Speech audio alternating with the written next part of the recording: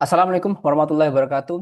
Ya, selamat datang di channel saya yang membahas terkait dengan edukasi ya berkaitan dengan AI untuk bisnis, AI untuk penelitian dan juga untuk berbagai keperluan yang berkaitan dengan produktivitas.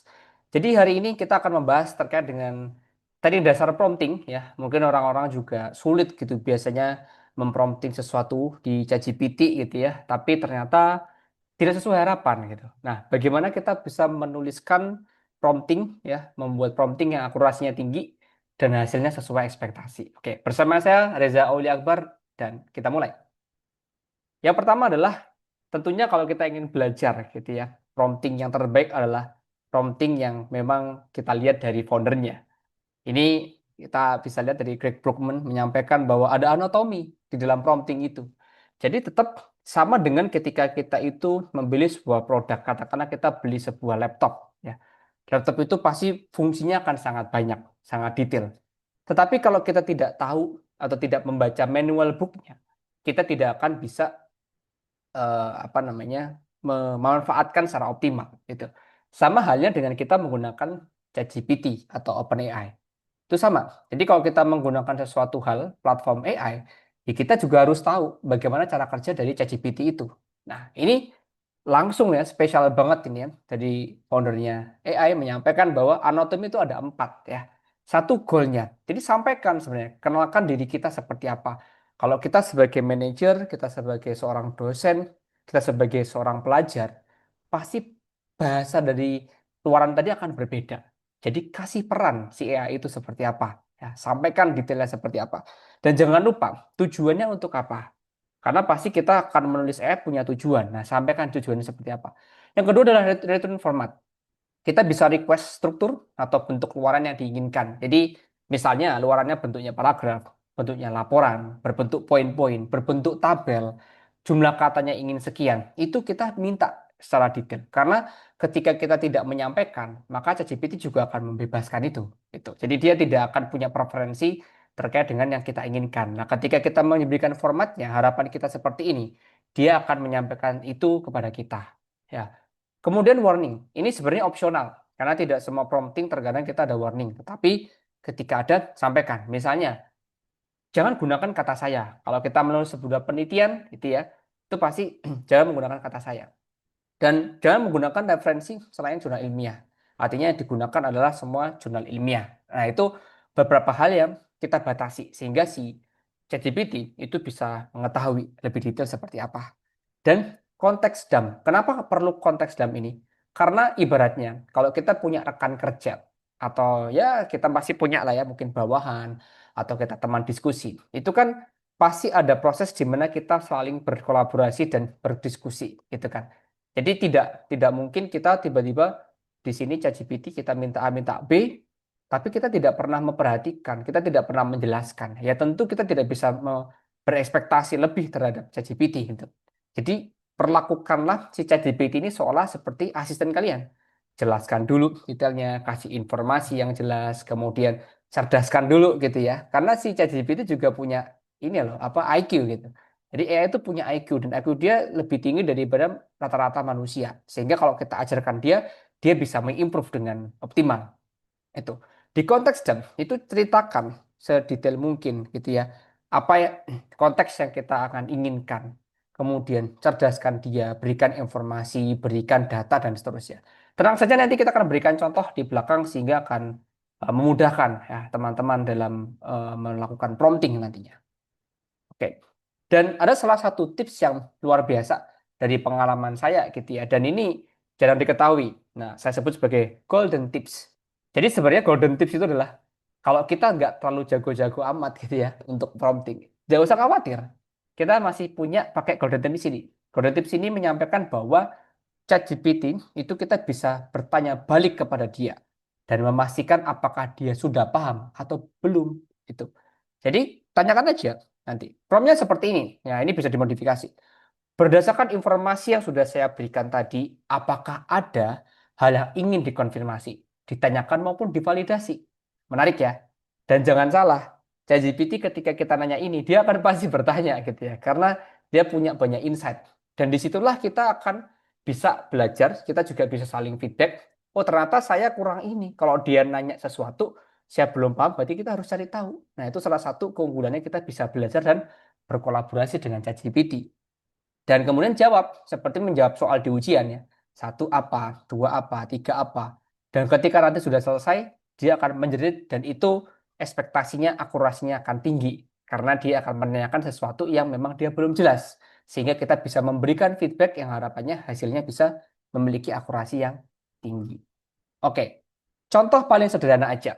Ini di sini misalkan dari teman-teman di sini dari akademisi mungkin atau dari praktisi, kita pakai salah satu studi kasus yang mudah saja yang bisa dipahami oleh banyak orang, yaitu topiknya adalah pelatihan keselamatan dan kesehatan kerja di PT ABC. Ya katakanlah ABC ini adalah perusahaan yang bergerak di sektor energi terbarukan gitu ya. Terutama dia juga memanufaktur panel surya ya atau fotovoltaik. Jadi dia juga memproduksi, dia juga mengirimkan logistiknya, dan juga maintenance-nya. Jadi komplit lah ya kita lihat. Nah, ingat bahwa ini pembandingannya. Pertama, di dalam ChatGPT, itu kita perlu mengenalkan diri kita terlebih dahulu kalau kita memang belum pernah kenalan. Ya, jadi kenalkan kita dulu, kasih peran kita ini siapa, atau mungkin sudut pandangnya seperti apa. Dan biasanya kalau kita menggunakan email yang sama berulang kali dengan konteks yang sama, dia akan semakin tahu kita siapa gitu. Sehingga kita bisa mencerdaskan si ChatGPT dan mengenali kita seperti itu. Dan salah satu hal yang mungkin bisa saya sampaikan adalah kalau promptingnya sederhana, maka bisa dipastikan hasilnya juga sederhana. Ya, itulah itu salah satunya. Oke, kita cek di sini ya. Kita cek ini kita play ya. Ini katakanlah cuma menyampaikan gini. Buatlah kurikulum materi terkait keselamatan dan kesehatan kerja di perusahaan manufaktur. Simple sekali. Kita tidak menggunakan format anatomi tadi ya. Yang penting karena kita mungkin malas gitu ya. Ya udah tulis saja. Dia akan detail. Dia akan memberikan semua informasi yang kita akan usulkan. Tetapi kalau kita punya batasan waktu, kita punya batasan sesi, kita punya batasan durasi, apakah semua akan kita masukkan? Belum tentu juga, kan gitu. Ini konteks kalau kita buat pelatihan, ya kan ya. Nah, sehingga dengan itu kita perlu memberikan informasi yang lebih detail dengan karakter yang tadi saya sampaikan. Oke, kita langsung praktek ya. Saya berikan contohnya. Ini silakan nanti bisa di-copy untuk berbagai keperluan, tapi jangan copy promptingnya saja. Ya, prompting ini sebagai contoh silakan dikembangkan sesuai dengan personalisasi masing-masing ya. Karena yang utama adalah kreativitas kita dalam melakukan prompt engineering. Oke, pertama, pastikan kita udah punya goal. Saya adalah manajer K3 di perusahaan ABC. Sampaikan tadi perusahaannya apa. Saya ingin membuat kurikulum untuk pelatihan K3. Itu kan ya. Dan pelatihan ini bertujuan untuk memberikan, tujuannya sudah dimasuk di sana, orientasi terhadap budaya K3 di perusahaan. Clear ya, di sana clear. Sudah ada peran, sudah ada tujuannya apa.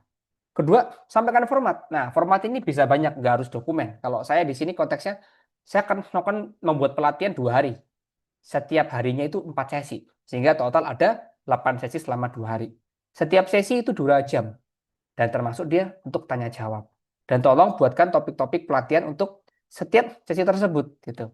Dan tambahkan tujuan untuk masing-masing sesi. Jadi saya pengen membuat kurikulum itu lengkap. Ada topik, ada tujuan, ada kontennya. Ya. Dan saya yakin ketika nanti kita menggunakan usulan prompt ini, itu akurasinya sangat tinggi sesuai dengan ekspektasi kita. Dan ketiga adalah warningnya. Misalnya, pada pelatihan itu harus ada praktek dan simulasi. Jadi jangan hanya teori. Nah, itu bisa juga disampaikan. Sehingga nanti usulannya akan terlihat pelatihannya ada kolaborasi dengan praktek gitu ya. Ini bisa di case dengan case apapun gitu ya. Tolong berikan rekomendasi praktek simulasi yang tepat. Pastikan materi training sesuai dengan core bisnis perusahaan. Jadi kalau misalkan kita punya visi misi, kita punya data, tidak apa-apa, ditambahkan aja di situ gitu. Semakin kita bisa memberikan informasi ke dia lebih detail, maka dia akan semakin akurat dan sesuai ekspektasi. Konten dump, pelatihan K3 ini 50% pekerja di perusahaan gitu ya. Dan latar belakangnya beda-beda. Perusahaan ini bergerak di sektor energi terbarukan. Dan materi yang diberikan adalah tingkat dasar dan pekerja yang belum memiliki sertifikasi K3. Dan golden point-nya ya, golden tips-nya adalah berikan pertanyaan di akhir. Sebelum membuat topik materi per sesi, apakah ada yang ingin dikonfirmasi, ditanyakan atau divalidasi. Oke, kita langsung prakteknya ya. Ini bisa jadi contoh dan inspirasi bersama. Jadi di Sini kita masukkan prompting tadi itu dan sudah mengikuti format yang tadi saya sampaikan ya. Dan ketika kita punya satu statement pernyataan atau pertanyaan juga di bagian akhir, maka ChatGPT akan selalu bertanya karena dia merasa dia belum cukup mengetahui atau memahami. Dan lihat ya, sehingga kita nggak perlu khawatir kalau prompt kita nggak terlalu jago ya, karena dia akan menanyakan sesuatu yang itu kebutuhan untuk identifikasi dengan akurasi yang tinggi. Dan bayangkan, dia bertanya 7 poin. Dan jawabnya simpel saja. Ya, Anda harus urut juga boleh, bebas. Yang penting terkait dengan konteks itu. Satu, profil pekerja. Apakah mayoritas pekerja adalah operator dan seterusnya. Ya, ini kita jelaskan saja. Kalau misalkan kita ditanya, misalkan ya contoh, apakah ada pekerja yang sering terpapar resiko tinggi? Misalkan ternyata kita nggak tahu gitu ya. Datanya kita belum tahu. Ya sudah. Antara kita harus belajar lagi, kita mencari tahu, atau diabaikan. Nah, inilah uniknya human collaboration dengan AI. Sehingga itu akan sangat terjadi hal yang menarik misalnya ya. Nah, ini saya sampaikan. Sejauh ini resikonya yang terjadi adalah resiko menengah gitu ya. Ini misalkan kita sudah tahu. Kalau misalkan tidak tahu ya sudah ya. Terus ini ditanyakan lagi. Perusahaan kami juga melakukan pemasangan ya di lapangan. Artinya karena tadi kita bicara perusahaan manufaktur untuk panel surya, kita juga ada masang langsung di lapangan. Karena pasti nanti analisa terhadap resikonya akan berbeda di lapangan, di maintenance maupun di logistik. Kemudian saya jawab 4 ya, tidak ada data hazard karena memang saya tidak punya, ya sudah. Kalau kita punya dicari dulu gitu. Jadi saling melengkapi lah ya ChatGPT ini itu. Dan sejauh ini kita nggak ada insiden ya, udah zero accident lah, selesai. Terus turun lagi. Semakin kita bisa menjelaskan secara detail, semakin kita bisa memprovide sebuah data dan informasi, maka saya jamin akurasinya akan cukup baik ya, sesuai dengan harapan. Terus disampaikan ada kebijakan internal, tidak ada. Ya, artinya kita nggak ada kebijakan. Nah, karena tadi saya meminta itu ada praktek, sehingga dia juga bertanya, karena saya lupa untuk memasukkan alat yang saya punya. Itu. Sehingga saya sampaikan, fasilitas K3 dengan berbagai fasilitas ini dibutuhkan untuk pelatihan, ya, termasuk praktek. Dan kita punya semua di perusahaan. Gitu. Sehingga ada informasi penjelas itu. Dan itu apakah ada materi spesifik dan seterusnya, silakan. Ya, bisa ditambahkan materi khusus ya terkait dengan APD. Sudah, ketika sudah selesai, maka hasilnya akan luar biasa. Ya, dia akan memetakan dari segi setiap awal sesuai dengan prompt kita. Perhatikan, tadi saya minta 2 hari, dia akan membuatkan 2 hari. Hari satu itu ada 4 sesi. Hari kedua juga 4 sesi. Ada prakteknya, ada tujuannya, ada submaterinya. Jadi sangat luar biasa cerdas ya kan, sangat luar biasa cerdas. Bahkan ketika kita ingin membuat, mungkin dibuat dalam bentuk tabel untuk keperluan di Excel atau mungkin untuk presentasi, untuk memudahkan membaca, tidak ada masalah. Kalau berikutnya prompting kita nggak usah terlalu detail. Karena dia sudah dijelaskan. Sehingga kita bisa tinggal seperti chatting aja dengan teman gitu ya. Buatlah dalam bentuk tabel. Ya. Nah, nanti untuk memudahkan kita. Dan dia akan membuat dalam bentuk tabel. Dan luar biasa sekali. Luar biasa sekali. Perhatikan.